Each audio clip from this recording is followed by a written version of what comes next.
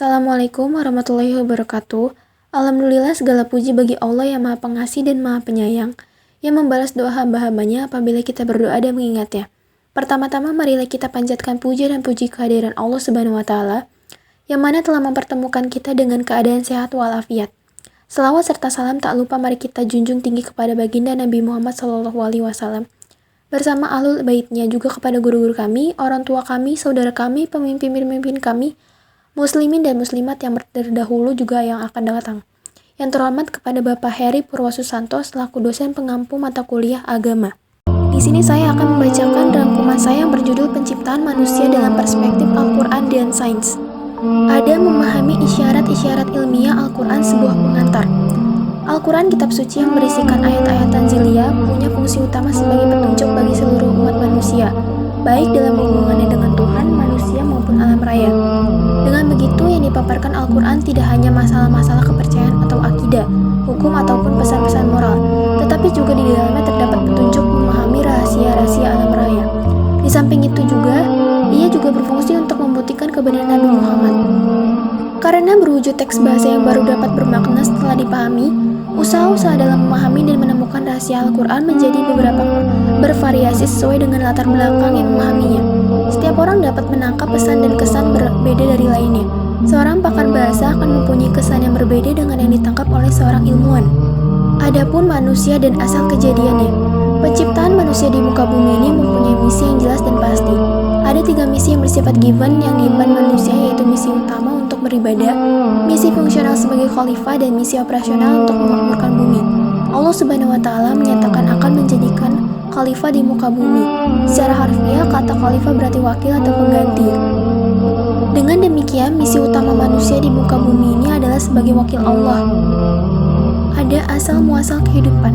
Tentang pertanyaan kapankah kehidupan mulai ada, Al-Quran memberi jawaban yang tegas, yakni bahwa kehidupan bermula saat alam semesta tercipta.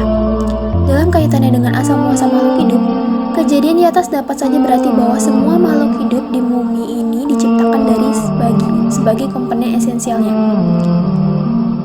atau bahwa setiap makhluk hidup berasal dari dalam air. Faktanya, setiap kehidupan berasal dari kondisi akuatik dan air adalah komponen utama dari setiap sel makhluk hidup.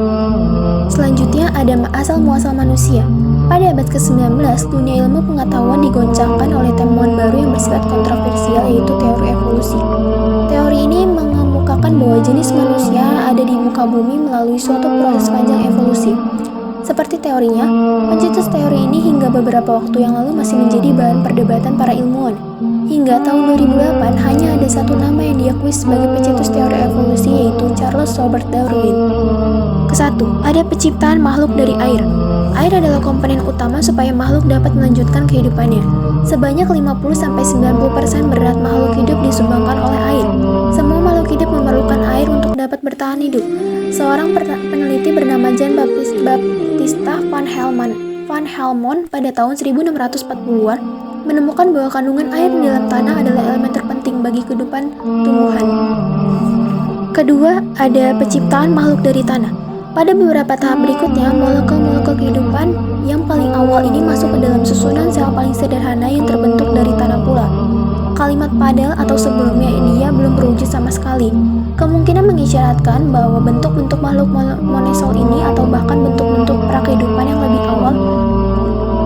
Ketiga, ada penciptaan Adam. Setelah menciptakan bumi, langit, dan malaikat, Allah berkehendak untuk menciptakan makhluk lainnya yang nantinya akan dipercayai menghuni dan memelihara bumi sebagai tempat tinggalnya. Adam adalah makhluk itu, manusia pertama yang diciptakan Allah. Masuk ke dalam materi Al-Quran dan evolusi manusia. Sejak manusia mulai berevolusi hingga menjadi makhluk yang sadar akan diri sendiri dan lingkungan, ia tak berhenti mencari tahu dari mana ia berasal. Mula-mulanya manusia mendasarkan kehadirannya di dunia pada teori-teori yang didasarkan pada penjelasan religius, seperti terjadi pada masyarakat Eropa masa lalu yang memahami penciptaan berdasarkan paham kreationisme. Ini adalah suatu paham yang didasarkan pada teknologi Kristen, yang antara lainnya masyarakat bahwa 1. Bumi berumur 5.757 tahun. 2. Bumi tidak berubah. 3. Semua ciptaan tidak berubah. 4. Penciptaan manusia adalah unik, utama, dan terpisah-pisah dari penciptaan makhluk lainnya. Ada evolusi manusia. Ilmu pengetahuan menginformasikan bahwa kehidupan di bumi mulai dari air sampai saat ini ketika manusia mengeksplorasi bintang dan planet di jagat raya serta mencari kehidupan di luar angkasa. Pertanyaan pertama selalu berkaitan dengan keberadaan air di sana. Kedua, penciptaan manusia. Banyak ayat menjelaskan bahwa semua makhluk hidup diciptakan dari air. Nyatanya, 60-70% tubuh manusia terdiri dari air, atas air. Namun dalam banyak ayat lain disebutkan pula bahwa manusia diciptakan dari tanah dan turunannya. Ketiga, ada perspektif Al-Quran tentang transformasi manusia. Kenyataan yang demikian ini menunjukkan bahwa Al-Quran adalah kalam Allah, bahwa semua ciptaan yang di dalam semesta adalah hasil kreasinya. Apabila keduanya bersumber dari yang satu, maka tidak mungkin akan saling menafikan. Satu berwujud teori dan yang lainnya berwujud praktik atas teori itu. Keempat, ada evolusi manusia. Evolusi manusia atau juga dikenal sebagai antropogenesis adalah suatu bidang ilmu yang mempelajari evolusi manusia yang terpisah dari makhluk manusia atau hominidis, kera atau apel tidak berekor. Bedakan dengan yang monkey atau monyet berekor dan mamalia lainnya.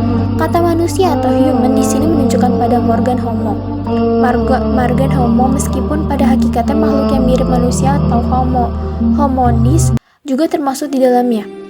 Ada Al-Quran, reproduksi dan peri kehidupan manusia. Al-Quran dan reproduksi manusia. Seiring penciptanya dari air dan tanah liat, manusia berkembang menjadi makhluk tingkat tinggi yang berkemikro dalam sperma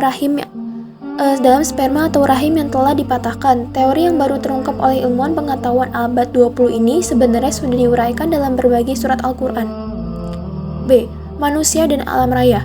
Relasi manusia dan jagat raya sebagian besar lainnya berada di luar kemampuannya sendiri dan harus ia peroleh dari orang lain. Itulah mengapa manusia perlu saling mengenal dan bekerja sama. 2. Ada manusia dan sumber daya alam. Patut diperhatikan oleh manusia bagaimana ia harus menempatkan diri dalam relasinya dengan alam. Manusia sering menyalahartikan posisi terhadap alam. Ketiga, etika manusia terhadap alam. Tidak banyak yang tahu bahwa jumlah ayat Al-Quran yang membahas tentang alam dan fenomenanya. Ayat-ayat membahas perintah Allah dan hubungannya antara manusia dan Tuhannya. Dari sekitar 6.000 ayat yang ada dalam Al-Quran, sebanyak 750 ayat atau sekitarnya 1/8 memotivasi kaum muslim untuk memahami alam. Sekian dari ringkasan materi saya, kurang lebihnya mohon maaf. Wabillahi taufik wal hidayah. Wassalamualaikum warahmatullahi wabarakatuh.